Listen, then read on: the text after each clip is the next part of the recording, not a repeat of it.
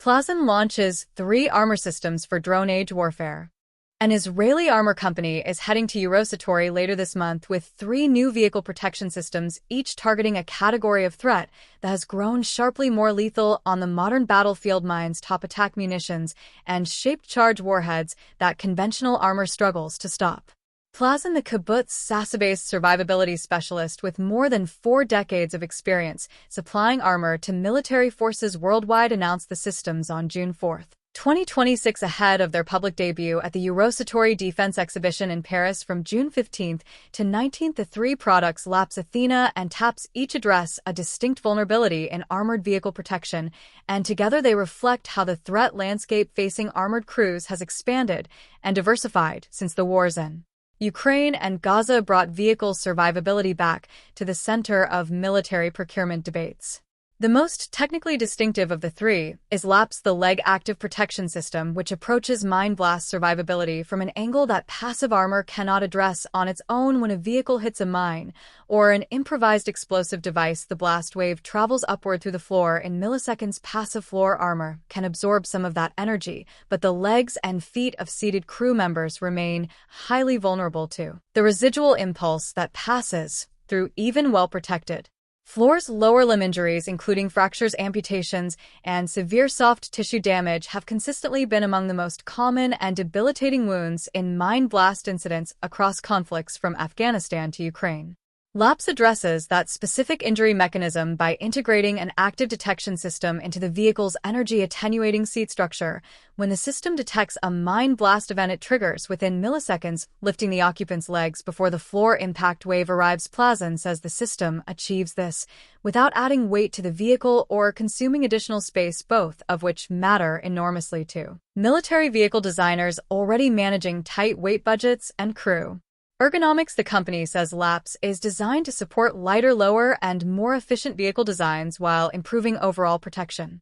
ATHENA, the advanced thickening energetic armor, takes on a broader and older problem: the shaped charge warhead, which has been the primary armor-defeating mechanism in rocket-propelled grenades, anti-tank guided missiles, and explosively formed penetrators for decades.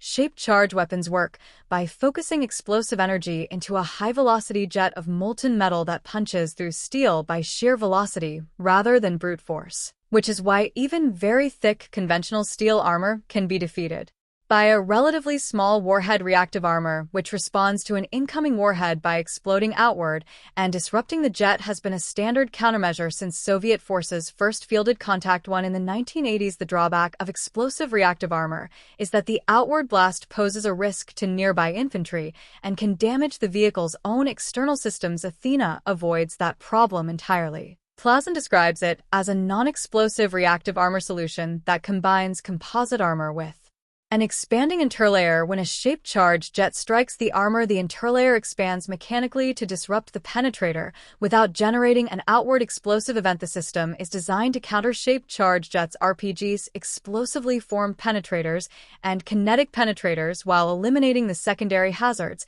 that explosive reactive armor creates for dismounted troops operating alongside the vehicle.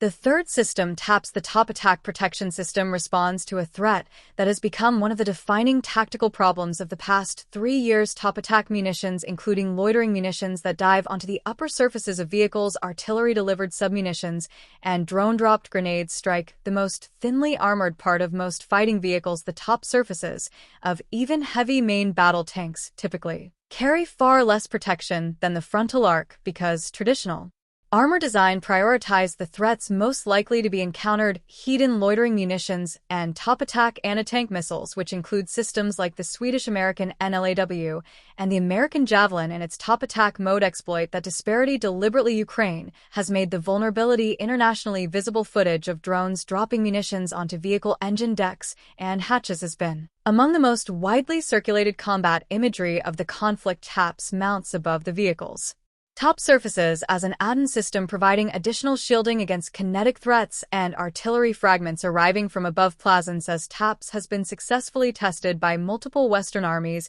and approved for field deployment, though the company has not disclosed which nations or programs are involved. These new solutions reflect the evolving requirements of modern battlefield survivability and the need to address increasingly complex threats targeting combat platforms, said Gilad Arya, Vice President of Marketing at Plasan. Our focus is on developing advanced survivability technologies that enhance protection while supporting operational flexibility and platform efficiency. Plasan supplies armor solutions to major OEM vehicle programs across multiple continents and has been expanding its manufacturing and industrial collaboration activities in Europe and North America, working with local industry partners on technology transfer and localized production.